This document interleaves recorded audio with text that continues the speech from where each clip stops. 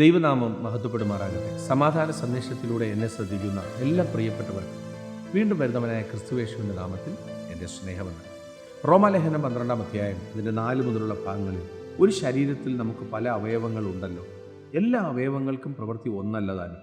അതുപോലെ പലരായ നാം ക്രിസ്തുവിൽ ഒരു ശരീരവും എല്ലാവരും തമ്മിൽ അവയവങ്ങളുമാകും. ആകയാൽ നമുക്ക് ലഭിച്ച കൃപയ്ക്കൊത്തവണ്ണം വെവ്വേറെ വരം ഉള്ളതുകൊണ്ട് പ്രവചനമെങ്കിൽ വിശ്വാസത്തിനൊത്തവണ്ണം, ശുശ്രൂഷയെങ്കിൽ ശുശ്രൂഷയിൽ, ഉപദേശിക്കുന്നവൻ എങ്കിൽ ഉപദേശത്തിൽ, പ്രബോധിപ്പിക്കുന്നവനെങ്കിൽ പ്രബോധനത്തിൽ, ദാനം ചെയ്യുന്നവൻ ഏകാഗ്രതയോടെ, ഭരിക്കുന്നവൻ ഉത്സാഹത്തോടെ, കരുണ ചെയ്യുന്നവൻ പ്രസന്നതയോടെ ആകട്ടെ.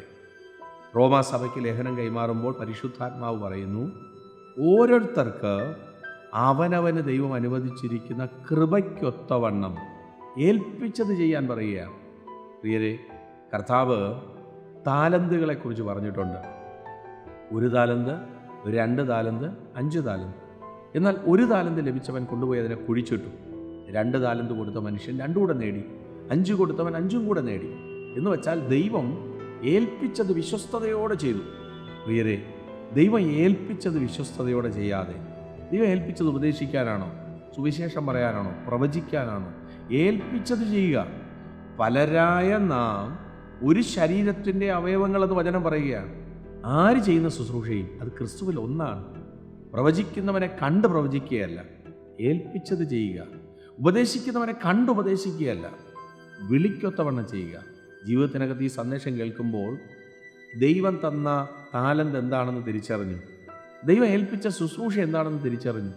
ചിലർ കുഴിച്ചിടുമ്പോൾ അതിനെ കുഴിച്ചിടാതെ ഏൽപ്പിച്ചത് വിശ്വസ്തയോടെ ചെയ്ത്, നന്നായിട്ട് ചെയ്ത്.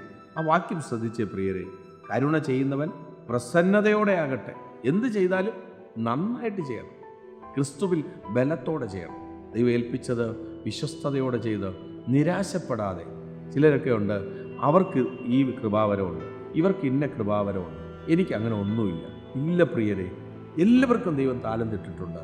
ചിലർക്ക് പ്രാർത്ഥിക്കാനുള്ള വരമാണ്, ചിലർക്ക് ദൈവവചനം വായിച്ച് ധ്യാനിക്കാനുള്ള വരമാണ്. ഏതാണെന്ന് തിരിച്ചറിഞ്ഞിട്ട് പരാജയപ്പെട്ടു പോകാതെ ഏൽപ്പിച്ചത് ചെയ്യാൻ, ഓരോ സാഹചര്യത്തിലും വിശ്വസ്തയോടെ വിശുദ്ധിയോടെ സഞ്ചരിപ്പാൻ ദൈവം കൃപ ചെയ്യട്ടെ.